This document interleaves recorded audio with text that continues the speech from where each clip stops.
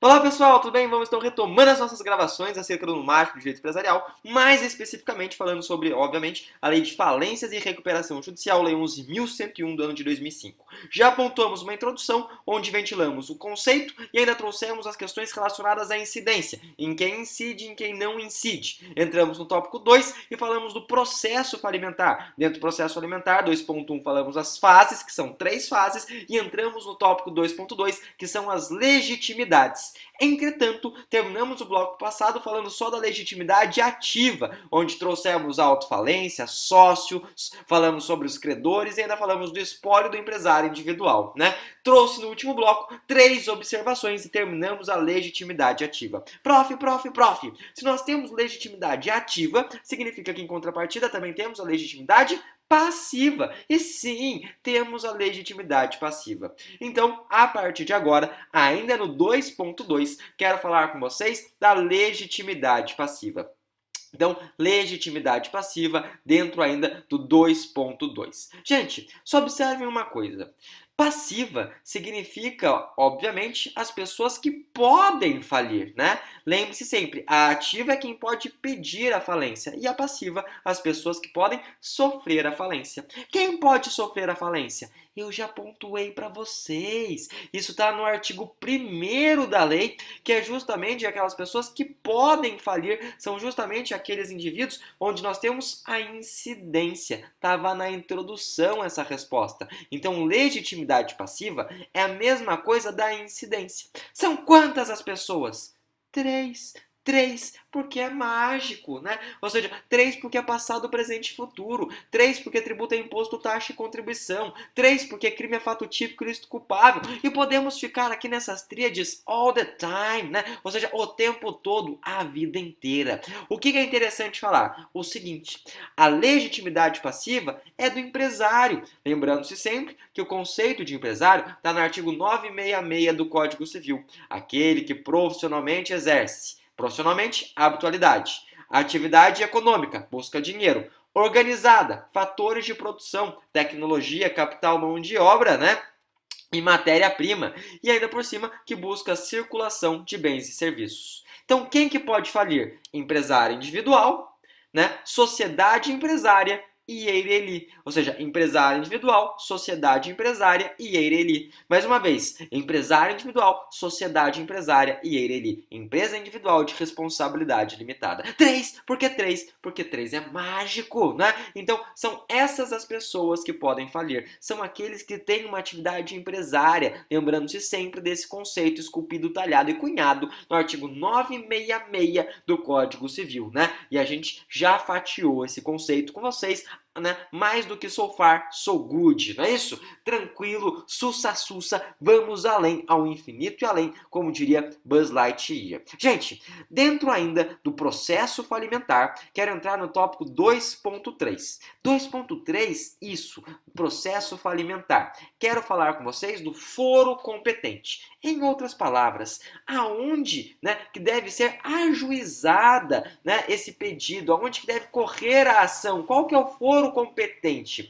O artigo 109, inciso 1º do nosso código, né, código, vírgula, 109, inciso 1º da Lei 11.101 do ano de 2005, estabelece qual que é o foro competente. A primeira observação de todas, e a mais relevante é: a falência é sempre da justiça estadual. Então, falência, always, como diria Severus Snape no seu leito de morte, é sempre da justiça estadual. Mas da justiça estadual de where? Da onde, né? Justiça estadual do principal estabelecimento. É isso que consta no artigo 109, né? Inciso 1º, justiça estadual do principal estabelecimento. Só que daí surge Valesca Popozuda, né? Tiro, porrada e bomba. Grifem principal estabelecimento. Por quê? Temos 3 correntes que discutem qual que é o principal estabelecimento. Três, porque é mágico, né?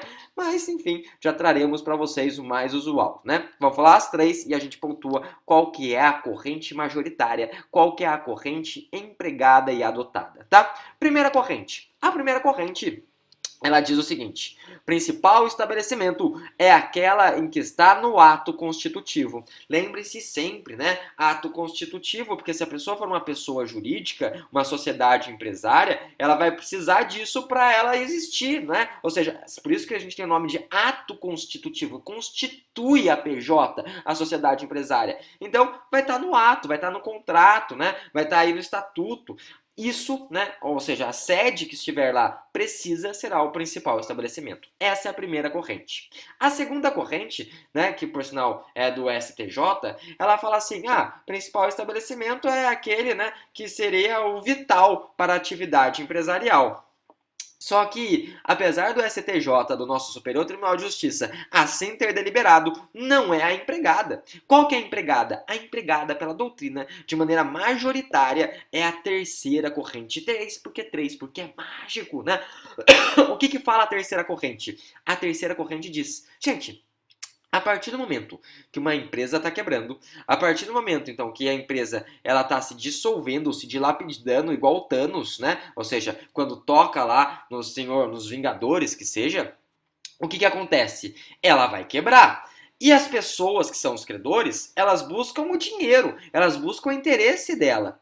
Então, o que eles vão buscar? Eles vão buscar, né, o principal estabelecimento, sendo aquele onde tem a maior circulação de dinheiro, a maior circulação de money, porque o que é good nós não have. Se nós revasse, nós não tava aqui playando. O nosso work é playar. Então, o principal estabelecimento para essa terceira corrente é justamente aquele onde tem o maior fluxo econômico financeiro, é justamente onde os credores poderão se abeberar, poderão buscar aquilo que lhes é devido, né? Ou seja, essa é a ideia do principal estabelecimento. Show? Principal estabelecimento, então, seria onde tem o maior fluxo econômico, tá? Essa é a terceira corrente e a corrente majoritária. Só um detalhe: e se a sede dessa eventual empresa for fora do Brasil? A sede for fora do Brasil, não tem problema, vai ser a da filial. Filial, né? Lembrando-se sempre do principal estabelecimento, que será onde tem o maior volume de bens. Isso, artigo 109, inciso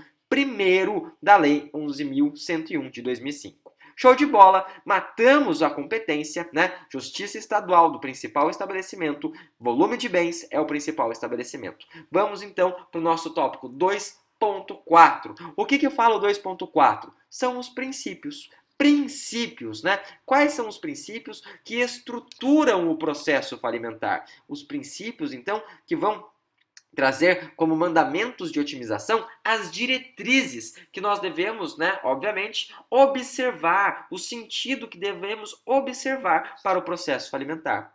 O artigo 75, ele traz 2 princípios. Então, quando colocarem princípios, coloquem um chifrinho de capiroto, porque não é mágico, né? Não é holístico.